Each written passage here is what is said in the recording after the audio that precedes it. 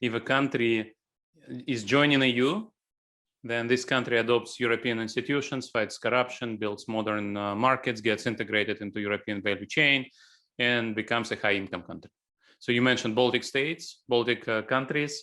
These countries are now high-income countries. They have huge problems.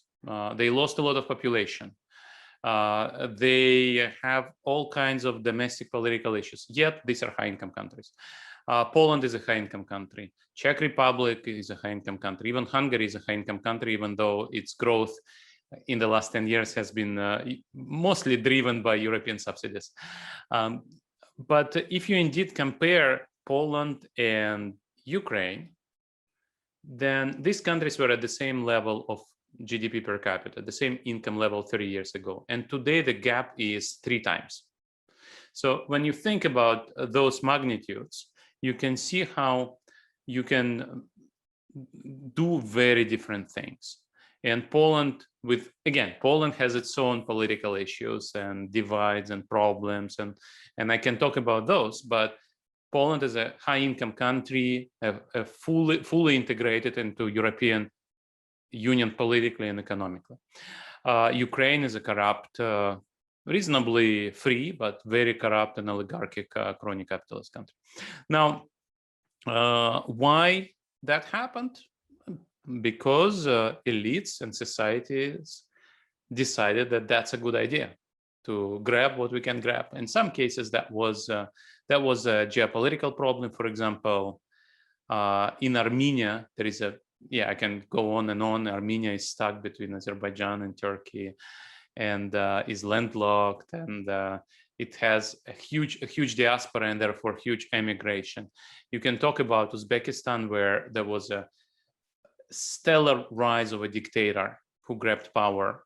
There is a recent book by Barbara Geddes and co-authors about dictatorships, how dictatorships work, and they actually use the example of Karimov as a pretty much a lodestar of dictatorship. So if you want to become a dictator out of nothing, you can use this example. And then he dies, and the system is now being reformed, but it's very slow.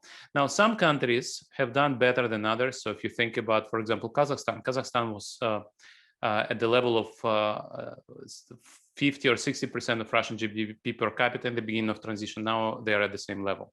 Now, Kazakhstan is facing the same problem as Russia is facing now, because it's still a society which is driven by oil, and where connections, especially to the ruling family, are very important. And this society is very hard to reform and grow. But essentially, all these countries, in some ways, were driven by corrupt elites who captured power and exploited the transition for their own benefit. And I guess, judging by your name, you probably come from Georgia.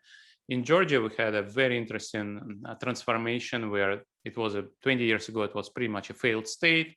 And then there was a revolution where Saakashvili came to power, and suddenly economic growth started. So if you have an elite and society that move to Europe, then you can do it. And so you see a great transformation that has happened in Georgia, with all problems in the last 10 years. So there are divergent experiences, but the main divide is between either you choose to be part of Europe or not. And Europe is a great both example and source of institutions and market. And so once you want to become part of Greater Europe, you can actually do quite a lot. So, and the example of Georgia actually shows quite a bit. So the single indicator is GDP per capita, but of course, development is not just GDP per capita. Most important indicators are education, human capital. So you need to watch human capital, especially tertiary education. If you want to move from middle income status to advanced economy status, what matters is innovation, R&D, and for that you need tertiary education. So Russia, in that sense, is actually one of the world's leaders. If you just count quantity of tertiary education per capita, Russia is top 3 countries, and by some measures, top 1 country. If you adjust it for quality, Russia would still be at the level of European countries. The problem is, of course, Russians don't have good business education. Russians don't have good social science education, and that's where they need to catch up. So in other sets of indicators, of course, inequality and social cohesion that can predict political stability or instability. Expropriation risk, this is something that you need to watch because growth comes from investment, and investment exists in countries where investment climate is good.